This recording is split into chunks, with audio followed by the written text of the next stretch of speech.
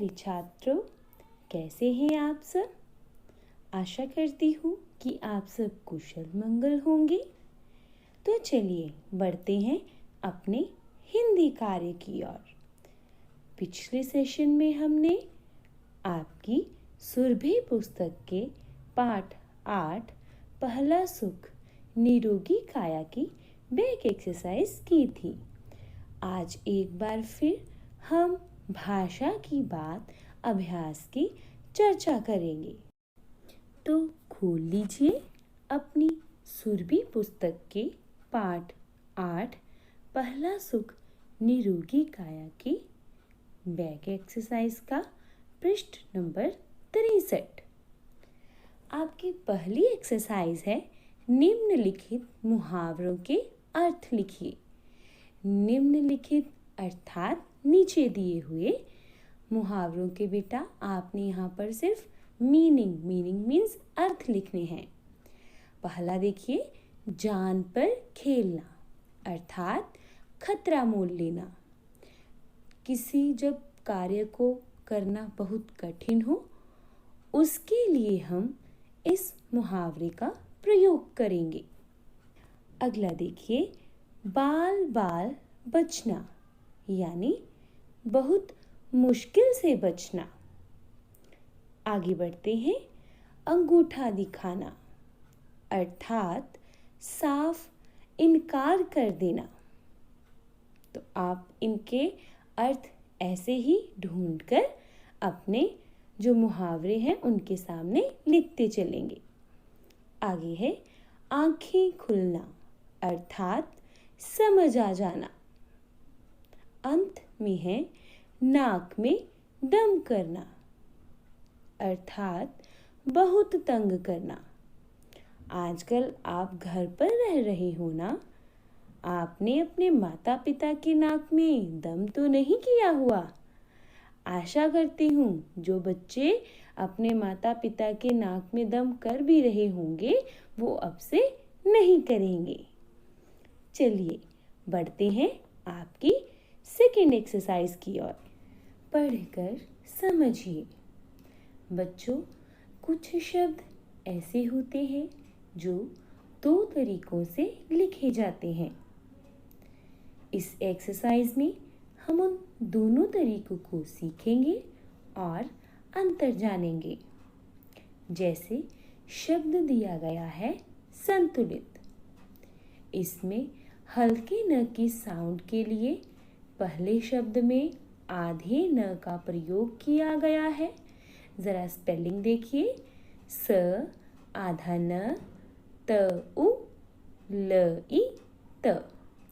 और दूसरी ओर देखिए, जो उसके सामने शब्द दिया है वहाँ हल्के न की आवाज़ के लिए आधे न का प्रयोग नहीं किया गया। वहाँ पर उसकी जगह पर अनुस्वार यानी बिंदी का प्रयोग किया गया है। स्पेलिंग देखिए, स अंग की मात्रा त उ ल ई त। अगले शब्द देखिए, उनमें भी पैटर्न सेम रहा। अंबर पहले वाले में आधा म लगाया गया और दूसरे वाले में अनुस्वार। ज्ञात रहे बच्चों, यह दोनों लिखने के ढंग उचित हैं। तीसरा शब्द देखिए, संबंध। पहले शब्द में आधे व्यंजनों का प्रयोग किया गया, किंतु उसके सामने जो शब्द है उसमें अनुस्वार का प्रयोग किया गया है। आगे बढ़ते हैं, काफी। आप देख रहे हैं ना, एक तरफ काफी शब्द जो लिखा है उसके पैर में नुक्ता यानी बिंदी नहीं लगी हुई। यह हमारा हिंदी में काफी लिखने का ढंग है। दरअसल यह उर्दू भाषा का शब्द है, तभी तो इसके सही उच्चारण के लिए फ के पैर में नुक्ता चिन्ह लगाया गया है। दोनों ही सही शब्द हैं। इसी प्रकार अगले शब्द ताजी और सब्जी भी हिंदी भाषा में नुक्ते के बिना और उर्दू भाषा में नुक्ते के साथ लिखे जाते हैं। इसकी सही प्रोनाउंसिएशन नुक्ता के साथ ही होती है, जैसे ताज़ी और सब्जी। इनके अंत में जेड की साउंड आती है। आ जाइए एक्सरसाइज नंबर 3 पर। उचित विशेषण शब्दों द्वारा खाली स्थान भरिए। बेटा विशेषण क्या होते हैं? एडजेक्टिव। आपको साइड पर जो शब्द दिए गए हैं, आपने उनमें से सही शब्दों को चुनकर खाली जगह में भर देना है। जैसे मैंने उदाहरण के लिए आपको एक हल करने का ढंग बताया है, आपने उसी प्रकार अगले जो वाक्य हैं उनको भी सॉल्व करना है। पहला वाक्य है, मुझे डैश टॉफियाँ दे दीजिए। अब देखिए यहाँ पर शब्द दिए गए हैं कुछ और मीठी।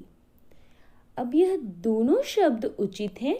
आप इस वाक्य में दोनों शब्दों में से कोई शब्द भी लिख सकते हैं, लेकिन मैंने यहाँ पर कुछ शब्द लिखा है, तो आप भी उसी को ही फॉलो करना। आगे बढ़ते हैं। तिरंगे झंडे में डैश रंग होते हैं। अब यह तो आपको पता होगा कि आपके देश का जो झंडा है उसी का नाम तिरंगा है, और उसमें कितने रंग है? जी हाँ, 3। तो आपने 3 जो शब्द है उसको पहले अंडरलाइन करना है और उसके बाद उसको इस खाली जगह पर लिख देना है। आगे है, गंगा नदी बहुत डैश है। अब बेटा यहाँ पर 2 शब्द हैं, लंबी एवं ऊंची। अब ऊंची अगर हम शब्द लिखेंगे तो वह उचित नहीं होगा, इसीलिए हम लंबी शब्द का प्रयोग करेंगे। आगे बढ़ते हैं। शिवाजी एक डैश राजा थे।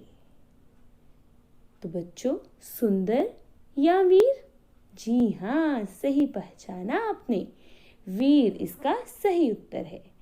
आइए आगे बढ़ते हैं। निम्नलिखित शब्दों के वचन बदलिए। बेटा जिन शब्दों को पढ़ने से हमें पता चले कि यहाँ पर किसी एक वस्तु की बात हो रही है, उसे हम एक वचन कहते हैं, और जिन शब्दों को पढ़ने से हमें पता चले कि यहाँ पर एक से ज़्यादा चीज़ों की बात हो रही है, तो उन्हें हम बहुवचन कहते हैं। यहाँ जो शब्द दिए गए हैं उनको भी हमने एक वचन से बहुवचन मीन्स सिंगुलर से प्लूरल में चेंज करना है। जैसे पहला शब्द देखें, पौधा। पौधा से बहुवचन होगा पौधे। महीना से बहुवचन होगा महीने। इस प्रकार बूंद से बूंदे। आगे बढ़ते हैं। लड़की। अब बेटा देखो, यहाँ पर इस शब्द के अंत में बड़ी ई की मात्रा आई है। बहुवचन बनाते समय यह बड़ी ई की मात्रा छोटी ई की मात्रा में बदल जाएगी और अंत में य को आ ऊपर चंद्र बिंदु लग जाएगा। जैसे मैंने उदाहरण के लिए लिखा हुआ है, लड़की से लड़कियां। इसी प्रकार आप इसी पैटर्न को फॉलो करते अगले जो शब्द हैं उनको भी एक वचन से बहुवचन में चेंज करोगे। लकड़ी से लकड़ियाँ, परी से परियां। आगे बढ़ते हैं एक्सरसाइज 5 की ओर। निम्नलिखित शब्दों के लिंग बदलिए। बेटा लिंग मीन्स जेंडर। जब किसी शब्द को पढ़कर हमें पता चले कि यहाँ पर किसी स्त्री यानी फीमेल की बात हो रही है, तो उन्हें हम स्त्रीलिंग कहते हैं। और जिन शब्दों को पढ़ने से हमें पता चले कि यहाँ पर किसी पुरुष यानी किसी मेल की बात हो रही है, तो उसे हम पुल्लिंग कहते हैं। जैसे यहाँ पर पहला शब्द दिया है कवि, तो कवि से कवित्री। बेटा अब आपने देखा कि जो मैंने बोला है उसमें ई की जो साउंड है वो व के साथ आ रही है, लेकिन लिखते समय जो छोटी ई की मात्रा है वह य के साथ आएगी। स्पेलिंग देखिए मेरे साथ।